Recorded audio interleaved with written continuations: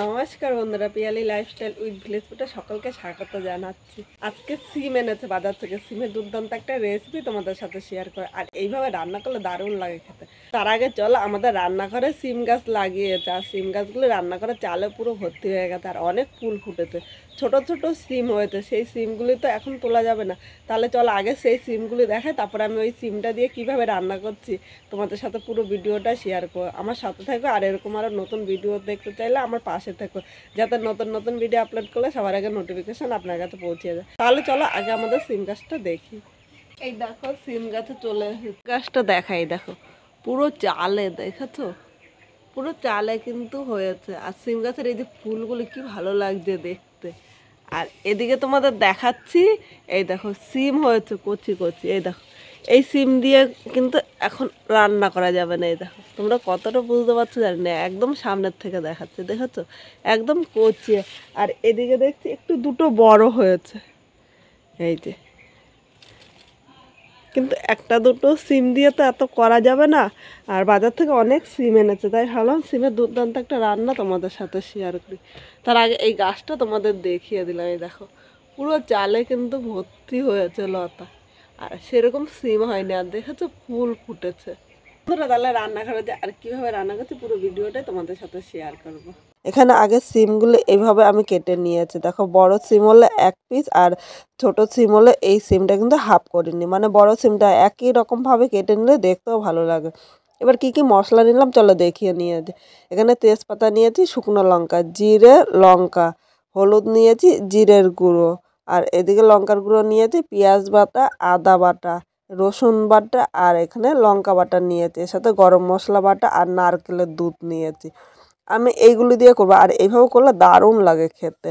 এখানে একটা কড়াই বসিয়ে দিয়েছি, আর পুরো রান্নাটা কিন্তু আমি কাঠের উনানে করবো। প্রথমে কড়াইয়ের মধ্যে আমি তেল দিয়ে দিলাম।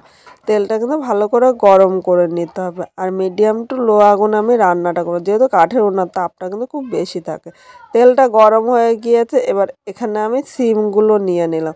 আজকে আমার কাছে স্ট্যান্ড নেই, হাতেই আমি করছি, তাই ক্যামেরাটা একটু নড়ছে, তোমাদের একটু অসুবিধা হলে কিন্তু দেখে নিও। এবার এই জায়গায় আমি স্বাদ অনুযায়ী লবণ নিলাম। লবণটা সিমের সাথে নেড়ে চেড়ে মিশিয়ে 4 থেকে 5 মিনিট মিডিয়াম আগুনে ভেজে নেব। খুব জোরে আগুন দেবো না, খুব জোরে আগুন দিলে সিমটা উপর দিয়ে ভাজা হবে, আর ভেতরে কিন্তু কাঁচা কাঁচা থাকবে, তখন খেতে ভালো লাগবে না। এইভাবে আমি 4 মিনিট ভেজে নিয়েছি। এবার এর মধ্যে হলুদ দিয়ে দিলাম। এখন হলুদ দিয়েছি, হলুদ দিলে এর ভাজার কালারটা সুন্দর হবে। হলুদটা এবার নেড়ে চেড়ে মিশিয়ে আরও 3 থেকে 4 মিনিট রান্না করো। অনেকে তো অনেক রকমভাবে রান্না করেছে, একবার এইভাবে রান্না করে দেখবেন, খেতে কিন্তু দুর্দান্ত লাগবে। এখানে দেখো সিমটা ভাজা হয়ে গিয়েছে, এখন আমি সিমটা তুলে নিলাম। আর তোমরা যদি ইচ্ছে করো সিমটা কিন্তু এক সাইডে রেখেও করতে পারো। এবার কড়াইতে তেল রয়েছে, আর 1 চামচ সর্ষের তেল দিলাম, আর খুব বেশি কিন্তু সর্ষের তেল দেবো না। এই তেলটা এদিকে গরম করে নেব। এবার এই তেলের মধ্যে আমি প্রথমে একটা শুকনো লঙ্কা ও একটা তেজপাতা হাফ করে নিয়েছিলাম, এর মধ্যে দিয়ে দিলাম।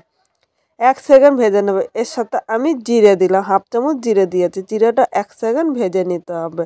এবার এই জায়গায় আমি পেঁয়াজ বাটা নিয়ে নিলাম, এর সাথে যে আদা বাটাটা করেছি আদা বাটা নিয়েছি, আর হাফ চামচ আমি রসুন বাটা দিয়ে দিলাম।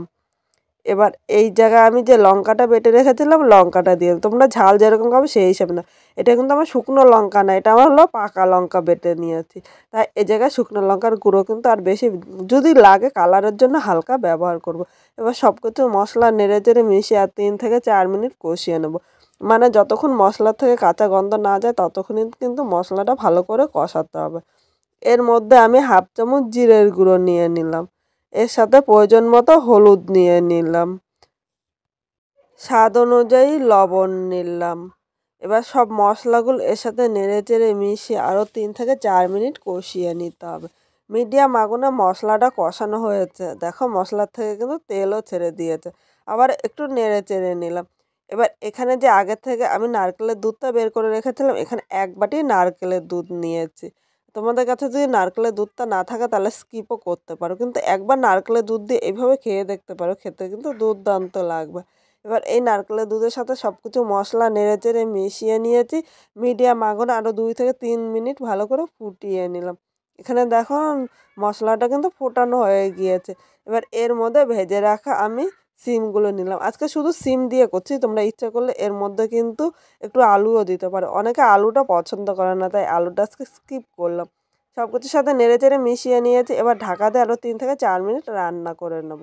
৪ মিনিট পর ঢাকনিটা তুলে নিয়েছি। এখানে দেখো প্রায় কিন্তু সিম জালটা হয়ে গিয়েছে। আরেকবার একটু নেড়েচেড়ে নেব।